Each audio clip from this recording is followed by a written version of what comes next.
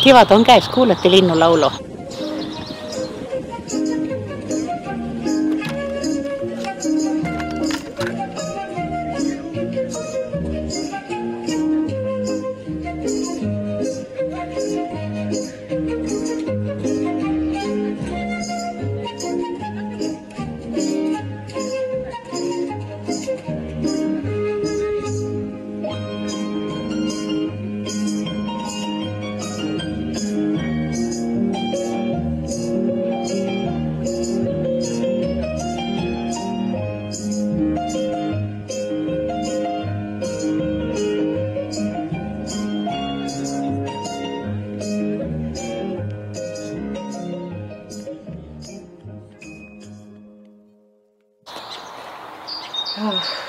Kohtla-Järve sovhoosis ma töötasin veterinaarveltskrina ja ma ei tea, mul oli huvi loomade vastu ja siis enne kui ma läksin Väimelasse veterinaariat õppima, ma olin aasta siin Kohtla-Järve sovhoosis juba praktikal ja siis läksin Kohtla-Järve sovhoosi suunamisega Väimelasse õppima. Aasta töötasin siin Kohtla-Järve sovhoosis ja loomulikult peale siis õppimist tulin siia tagasi. Humoorikad seigad. No selle aja jooksul on olnud üsna palju humoorikad seiku, aga üks nendeks meenub Sakalt, kus siis oli vaja lehmal sõrgu lõigata. Aga selleks, et tal seda jalga fikseerida, siis oli vaja lehm pikali panna. Aga selleks on oma tehnoloogia. Aga samal ajal olid meil tööl ehituse mehed. Mina noor lapsuke, kleenukene, kõhnakene, tõmbasin ka nöörid ümber veise, tagant ja oligi lehm pikali. Siis nemad vaatasid suurte silmadega, et kuidas nüüd, et tõmbab suure 400-kilose lehma pikali üks lapsukene. Et nagu hirmutasin mehed ära.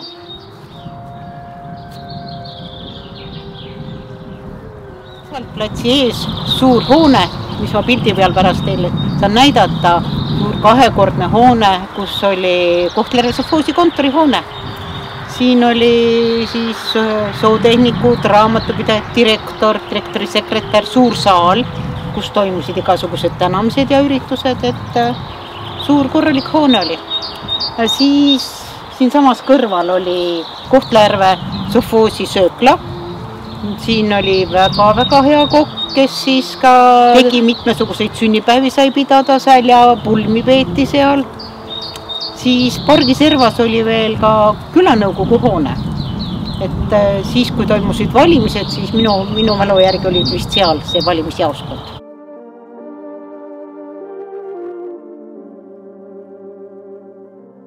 Kindlasti peab rohkem tähelepanu pöörama noortele. Sellepärast, et noored, kui on see hüüdlaus, et noored on meie tulevik ja see on nii. Et haridus, kuigi meil ei ole oma koolimaja, me oleme püüdnud ka siiamaani noori toetada võimaluste piires, ka neid, kes õpivad kõrgkoolides, et nad kas tagasi tulles või teistmoodi kaudselt ikkagi mingil moel meile vallale kasu tooksid tagasi.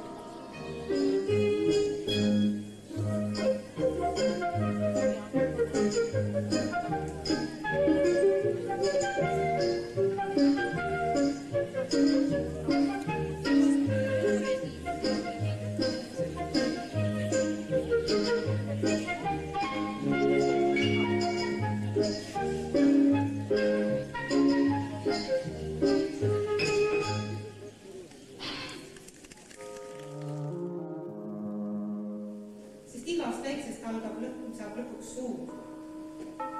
Selleks on oluline iga inimese osalemine selles protsessis, iga inimese mõtte, tegu, kaasalöömine.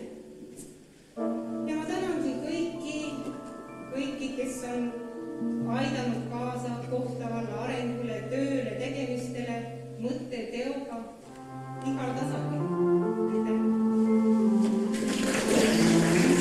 Kohtla valla aeg rajati siia korvpalliplats, siis rajati sinna jõuväljak siia kõrvale. Käisime siis mitmel korral siin ka koristamas seda kindluselamut ikka õuest ümbert ja seest ja siin all oli ka üks ruum, kus oli siis hästi palju kolu ja siis me leidsime sealt isegi ühe kodutu pesa. Et seal oli madratsid ja asju ja mingid vanu riideid ja kaltsusid ja et selle koristamise käigus me siis koristasime ära, me seda kodutut ennast ei juhtunud nägema, aga koristasime selle pesa ära ja viisime prügimäele. Kohtla valla 25 pärli raamat, see koostas Tiia Linnart ja kuna Kohtla vald sai 25 aastaseks, siis soovisimegi, et oleks seal raamatus Kohtla valla 25 välja valitud kohta, inimest, objekti, ka Järve kindlus seal hulgas. Et ilus raamat.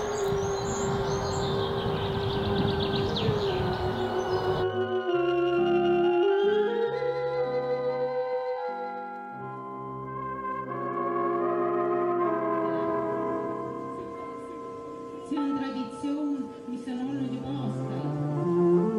Kohtlavallas on olnud traditsioon anda üles võidutuli külavanematele, just et oma jaanitulega süütamiseks. Kohtla vallas sai siin Järve külas ka jaanitulesid pidada ja kuna siin Järve külas elab väga palju endiseid sofoosnikke, siis oli jaanitulede aeg ära väga tore kokkusaamine ja kohtumine endiste kolleegidega ja sofoosi töötajatega ja jaanitule lõkk sai siis natuke veidi emal seal üles panna ja süüdata.